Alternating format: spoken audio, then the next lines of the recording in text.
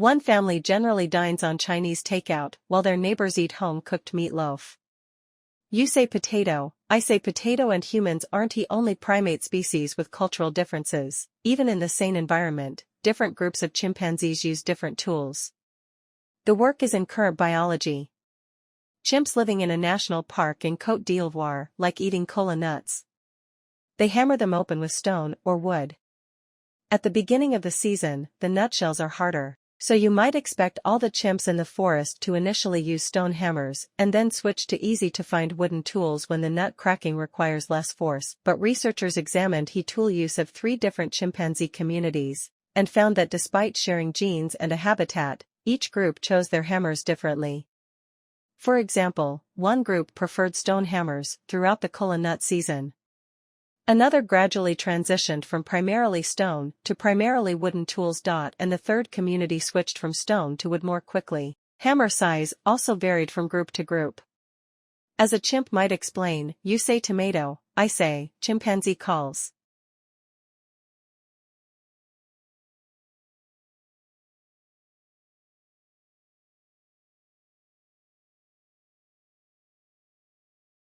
So our first inclination was that the larvae are constantly signaling to the nurse bees that they are hungry, and designaling was skipping the nurse bees awake. So the researchers replaced the larvae with pupae, a developmental stage that doesn't require constant feeding. And to our surprise, we found that nurse bees with pupae slept even less than the bees that were housed with feeding larvae. These babies seemed needed the bee equivalent of swaddling. Indeed, in our observations, we saw that the nurse were incubating the pupae at the expense of sleep. What's more, the babies didn't even have to be there. It seems that simply surrounding the nurse with the cocoons in which the pupae had been resting was enough to keep the caregivers awake and on their toes.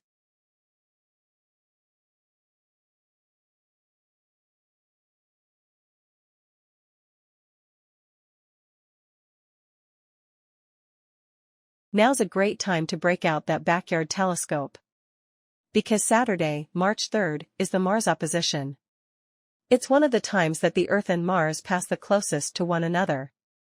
The name, the Mars opposition, means that Mars and Sun are on, well, opposite sides of us. And it happens only once every 2 years and 2 months. But if you do not have such equipment handy, you might want to head over to the online SLU Space Camera. It's usually a members-only site that allow users to look at web images broadcast from telescope around the world and to click to snap photos. The pictures get integrated into Google Earth/Sky. The site also offers free weekly space shows.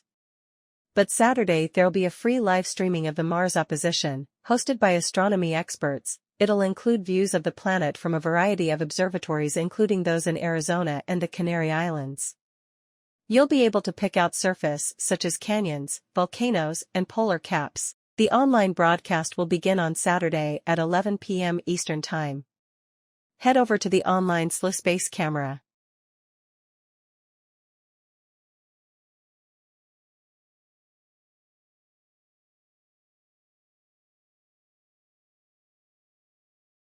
Much like modern humans, the Neanderthals roamed widely throughout Europe. We know this because they left behind extensive evidence, usually bones or tools, but their cousins the Denisovans are more mysterious. Until recently, they were conclusively linked only to a single cave in southern Siberia called the Denisova Cave, which lies between Kazakhstan and Mongolia. That cave scientists had found a finger bone, 3 teeth and a piece of skull, which tipped them of the existence of a whole new lineage of ancient human. In Germany, his team turned up to evidence the ancient humans occupied a high mountain cave on the Tibetan plateau called Bishia Cave. The cave belongs to monks, and monks think that it's a very holy place. In fact, a monk found a piece of jawbone there in 1980, which has been tenuously linked to the Denisovans.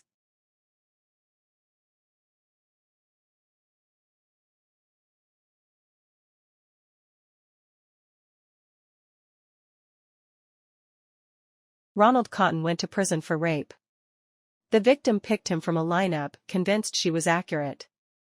She picked him again years later, when his case was reopened. This second lineup included the actual rapist. After 11 years behind bars, Cotton was later exonerated by DNA evidence. Experts say that the current lineup format pressures witnesses to identify a suspect, even when they lack confidence. So researchers are trying to improve the accuracy of such identifications. One recent study had more than 900 participants watch a short film of a staged crime. Up to a week after watching the film, the viewers looked at photos of suspects one at a time, and rated how confident they were about each one's guilt.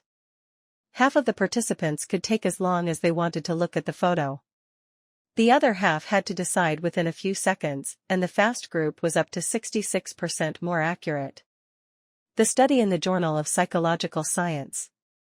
Strong memories are accessed more quickly than weak memories, which may explain why choosing fast tends to mean choosing right. Another factor that's putting the standard police lineup itself on trial.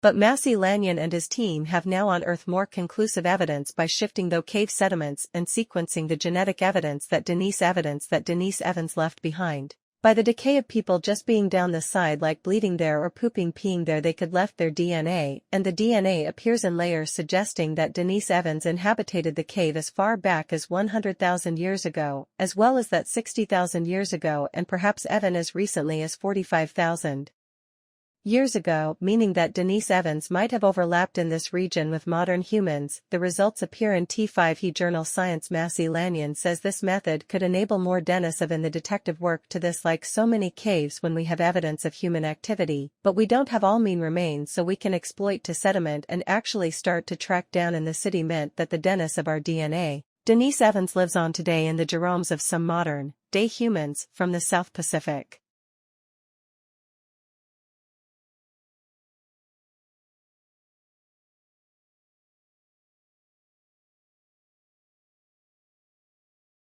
A water-proof drone is being used by Australian scientists to collect the highly treasured nasal mucus of migrating whales. The snot is with fresh DNA, viruses, and bacteria, and is collected by a drone that hovers over the blowholes of humpback whales as they embark on their epic annual journey along Australia's east coast. From Sydney, Phil Mercer report, what, like all mammals, need air, and come to the surface to breathe through a blowhole.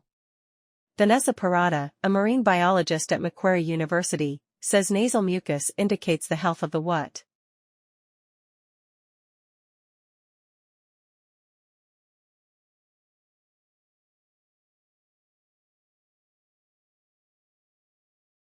India has downplayed the impact of U's plans to end New Delhi's preferential trade status that allows duty-free access to products $5.6 billion.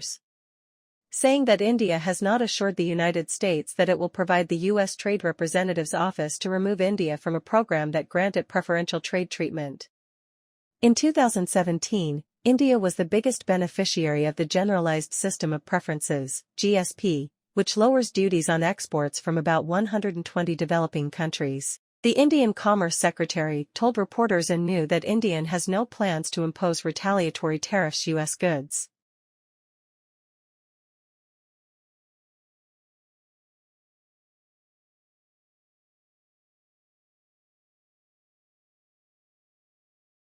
Millions of people in North Korea are short of food. Perpetually hungry children and vulnerable and nursing mothers are suffering the most. The World Food Programme reports South Korea's landmark donation, the biggest in more than a decade, will help ease the nutritional crisis faced by 2 million of this particularly vulnerable group of people. Under an agreement worked out by WFP between both countries, South Korea will donate 50,000 metric tons of rice and $4.5 million in cash for food needs in North Korea.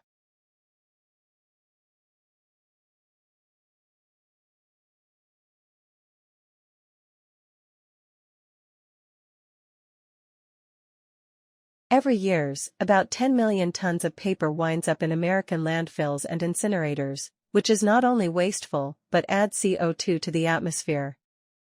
Recycling helps, but even that material has to be repulsed and pauperized before you can use it to print out that recipe you'll never make. But what if you could wipe the page clean and use it again? Light amplification by simulated emission of radiation to the rescue. AS new studies show that laser light can erase the toner from a piece of printed paper. The approach appears in the Proceeding of the Royal Society A. Taking a page from the Art Restoration Handbook, scientists sampled a variety of light sources to see if any could be used to strip from laser-printed documents without damaging or discoloring the paper. UV and infrared were too harsh. But a bright green laser, applied in 4 nanosecond pulses, vaporized the print, leaving paper that looks as good as new. Such imprinters will probably run about $30,000, so they probably will not catch on for home use. But people in the recycling world might find that the green laser fits the bill for making paper that's fine.